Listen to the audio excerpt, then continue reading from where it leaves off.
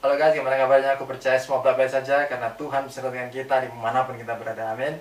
Oke, hari ini kita masuk hari yang ke-31 dan kita akan bahas lagi dari Amsal 23. Hari ini aku Paulus Gini Gunawan. Kita akan bahas Amsal yang ke-23. Dan kemarin kita telah bahas mengenai alasan pertama kenapa orang itu bisa jatuh ke dalam dosa setelah ia bertobat, setelah ia lahir baru daripada Allah. Dan hari ini kita akan bahas alasan yang kedua. Aku merasa ini adalah sangat baik kalau aku menyinggung sedikit mengenai keselamatan. Jadi banyak orang yang bertanya-tanya, jikalau kita sudah bertobat kemudian kita berbuat dosa, apakah keselamatan ini tetap ada? Apakah keselamatan ini hilang gitu kan? Karena keterbatasan waktu, aku mau katakan intinya jikalau kita benar-benar terima Yesus sebagai Tuhan dan Juru Selamat dengan tulus hati, kita akan berusaha semaksimal mungkin untuk keluar daripada dosa itu. Jadi kita berusaha untuk keluar daripada dosa bukan karena untuk kita mendapatkan keselamatan, tetapi untuk menyenangkan hati Tuhan. Jadi aku percaya jika kita tahu dari khotbah, dari teman yang mengatakan ini nggak baik, ini nggak benar, kita harus melakukan ini. Kalau kita cinta Tuhan, benar-benar tulus ya kan, kita telah mau menyenangkan Tuhan, kita benar-benar tulus mau menyenangkan Tuhan, kita akan berusaha semaksimal mungkin. Apapun yang harus kita lakukan, kita akan lakukan supaya kita bisa keluar terlepas dari dosa itu. Tapi mungkin kita tidak bisa terlepas karena keterbatasan manusia. Seperti dikatakan ada roh kita kuat, roh penurut, tapi daging ini lemah. Tapi kita begitu jatuh, firman Tuhan mengatakan 7 kali orang benar jatuh, ya 7 kali pula ia bangkit, ya tidak akan tergeletak. Jadi intinya keselamatan itu akan tetap ada di sini. Jadi itu sebabnya kita nggak bisa menghakimi siapa yang diselamatkan Tuhan, siapa yang tidak, sebab hanya Tuhanlah yang tahu hati kita tulus apa tidak untuk menerima keselamatan ini. Alright, dan kemudian kita sekarang masuk dalam Amsal 23 ayat 31 sampai 35. Intinya di sini. Tetapi karena keterbatasan waktu, aku akan bacakan ayat 31 dan 32. Ayat 31 dikatakan, jangan melihat kepada anggur kalau merah menarik warnanya dan mengilau dalam cawan yang mengalir masuk dengan nikmat, tetapi kemudian memagut seperti ular dan menyemburkan bisa seperti beludak. Amin. Jadi di sini kita bisa lihat di ayat ini jika kita teruskan ya kan. Jika kita teruskan, kita akan melihat orang ini adalah sudah kecanduan. Orang ini kecanduan. Kita bisa lihat di ayat yang ke-33 bahwa matamu akan melihat hal-hal yang aneh. Dalam bahasa Mandarin dan Inggris ini artinya adalah kita melihat satu perempuan. Perempuan ini jadi perempuan jalan, perempuan pelacur. Jadi perempuan biasanya jadi perempuan pelacur. Hal ini aneh gitu ya. Dan kemudian hatimu mengucapkan kata-kata yang kacau dalam bahasa jalan artinya adalah yang nggak benar, yang salah, yang error gitu kan, yang salah, yang nggak benar. Dan kemudian dikatakan 34 ya seperti orang di tengah ombak laut. Bahasa Inggris dan bahasa Mandarin mengatakan ya terbaring, ya berbaring, ya tiduran di atas laut. Jadi ya nggak balance gitu kan, kayak gitu di atas tiang kapal, seperti orang tidur di atas tiang kan juga nggak balance, bisa goyang-goyang gitu. Orang yang mabuk itu seperti itu, nggak balance gitu kan. Dan kemudian 35 dikatakan orang memukul aku tapi tidak merasa sakit, orang memalu aku tetapi tidak kurasa. Bila aku siuman aku akan mencari anggur lagi. Ia mencari anggur lagi.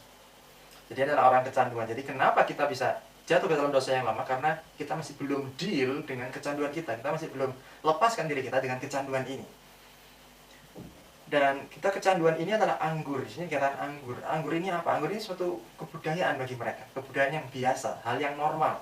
Kita bisa tahu ini adalah anggur, hal yang normal. Karena orang-orang kerajaan zaman itu minum anggur. Yesus pun juga minum anggur. Dan kita bisa lihat pada saat Tuhan memusnahkan bumi dengan air bah, Nabi Nuh pada saat ia turun daripada kapal, daripada bahtera itu, yang ia lakukan adalah ia menanam kebun anggur. Yang menanam anggur ini adalah kebudayaan. Nah di sini aku bilang kebudayaan. Kebudayaan ini ada 3 tipe orang Kristen dalam menanggapi kebudayaan. Yang pertama adalah tipe orang Kristen yang selalu menolak, terhadap segala kebudayaan, merasa segala kebudayaan ini adalah dari iblis, daripada setan. Jadi tidak mau ada kulkas, tidak mau ada TV, tidak mau lihat film bioskop, tidak mau ngapain semuanya adalah dosa. Main game ya kan semuanya dosa. Bekerja pun adalah dosa gitu kan. Semuanya ini adalah dosa. Akhirnya dia nggak merit, macam-macamnya ini dosa. Dia merasa ini dosa gitu. Jadi dia selalu menolak segala kebudayaan. Dan kemudian yang tipe kedua adalah yang menerima segala kebudayaan. Menerima segala kebudayaan ini nggak baiknya adalah membuat segalanya jadi halal. Menganggap Alkitab ini sebagai satu kebudayaan zaman dulu yang mana dengan kebudayaan zaman sekarang ini nggak sama, jadi nggak relevan lagi. Bahkan dengan negara-negara yang lain, kita bukan bangsa Israel, kita budayaannya berbeda dan kita menerima segala kebudayaan ini. Jadi bisa aja masuk dalam kategori seks bebas, mabuk-mabukan, pesta pora, karena ini merasa ini kebudayaan zaman sekarang gitu. Dan kemudian yang ketiga tipe orang Kristen ini adalah orang yang melihat kebudayaan ini sebagai sesuatu yang baik, tetapi bisa digunakan untuk kemuliaan Tuhan dan juga bisa digunakan untuk kemuliaan setan. Jadi bisa digunakan untuk hal yang baik juga hal yang buruk, hal yang memuliakan Tuhan dan hal yang memalukan Tuhan. Nah, ini kita harus cerdik-cerdik di sini. Kita harus dengan hikmat menggunakan kebudayaan apa yang ada, teknologi apapun itu untuk kemuliaan Tuhan. So, aku percaya di Living Savior, so, oke, kita semua members, ya kan, semuanya adalah orang-orang tipe ketiga, oke. Ya, kebudayaan. Anggur adalah satu kebudayaan. Jadi kebudayaan ini hal yang baik, tetapi di sini digunakan hal yang tidak baik. Dan untuk menanggulangi yang namanya kecanduan ini, kita barusan baca bahwa kita adalah jangan melihat. Di sini yang kata pentingnya adalah jangan melihat. Sekalipun jangan melihat.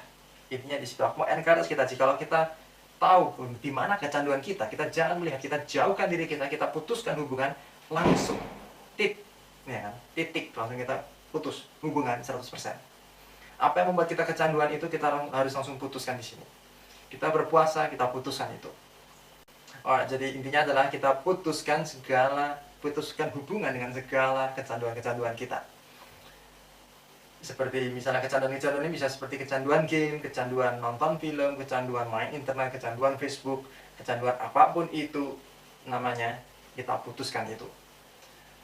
Dan aku akan tutup hari ini dengan kesaksian-kesaksiannya. Yang pertama, aku mau kesaksian mengenai diriku sendiri bahwa dulu aku pernah berpuasa daging, nggak makan daging tapi makan nasi dan sayur di Australia. Waktunya cuma 7 hari, sedikit ya kan, pendek 7 hari. Tapi 7 hari itu terasa seperti 1 tahun kan. Karena pada saat itu aku tetap makan, tetapi aku nggak makan daging. Jadi pada saat aku makan 1 sendok, aku ngidam daging. Aku pengen, aduh, enak ya daging ya, kalau ada daging gimana ya, aduh enak banget ya kalau ada daging. Jadi pada saat tiap sendok ini aku merasa kepingin. Jadi akhirnya merasa lama gitu. Yang banget. Tapi pada saat aku berpuasa full hari ini, kali ini terasa cepat sekali, terasa enak banget gitu kan. Hari pertama aku merasa berat ya kan, karena siang makan, kemudian malamnya lapar, paginya lapar lagi makan lagi. Tapi sekarang setelah berjalan beberapa saat, siang aku makan, malam nggak lapar, dan pagi masih oke, masih bisa ditahan, masih it's okay, baru lapar gitu kan. Jadi it's like really wow, interesting ya kan. Aku berjalan 30 hari ini ya kan, 30 hari plus 10 hari sebelumnya, jadi 40 hari aku telah berpuasa. It's like really wow, cepat juga gitu kan, tinggal 10 hari kita berpuasa, alright. Dan kemudian berikutnya aku mau beritahukan mengenai, aku tahu ada seorang yang kecanduan narkoba. Ia sampai melihat hal yang enggak ya kan, melihat ada orang di genteng, dia anak genteng, lari-lari di genteng, it's like wow, aneh gitu kan. Tapi orang ini dia bisa keluar daripada narkoba sebab dia benar-benar putus daripada narkoba ketika orang tuanya mengetahui ia benar-benar kecanduan narkoba dan ia pakai narkoba. Jadi benar-benar diputus, langsung ia bisa bertobat dan benar-benar terlepas daripada kecanduan narkoba itu. Dan kemudian aku juga mau sharing mengenai yang barusan ini aku lihat dari internet, di YouTube ya kan. Banyak orang yang melepas kecanduan rokok dengan cara yang benar-benar langsung putus rokok. Dia nggak mau rokok lagi, pikirannya dirubah ya kan. Rokoknya langsung diputus dari 3 pak kalau nggak salah, yang diputuskan. Dan ia bisa putus dan nggak ada craving macam-macam, nggak ada rasanya yang rasanya nervous gitu, yang rasanya nggak enak semua, kepingin rokok, kepingin apa, ini semua kepingin ini sudah hilang semua pada saat kita buang rokok ini. Dan kita punya satu pengertian yang benar mengenai rokok ini apa gitu. Dan rokok ini tidak membuat kita percaya diri, tidak membuat kita macam-macam, tapi rokok ini malah membuat kita menghancurkan kita. Dengan perasaan yang benar, dengan kondisi hati yang benar, kita bisa lepas daripada kecanduan ini. Jadi di sini aku mau encourage kita, jangan kita melihat, jauhkan kita daripada apa yang membuat kita kecanduan, dan mari kita terus berdoa kepada Tuhan supaya Tuhan bisa memulihkan kita dan kita tidak jatuh lagi di dalam dosa yang sama. Oke? So, demikian hari ini, dan aku mau encourage kita, mari kita terus fokus pada Tuhan, kita jauhkan daripada apa yang membuat kita dosa, kita fokus pada Tuhan, kita berdoa, terus memuji Tuhan, dan kita harus berada di dalam kasih setia Tuhan senantiasa, dalam hadirat Tuhan hari demi hari dan sepanjang hari. Amin. Alright guys, demikian hari yang ke-31, and I'll see you guys tomorrow di hari yang ke-32. Cheers guys, and God bless you. Ciao.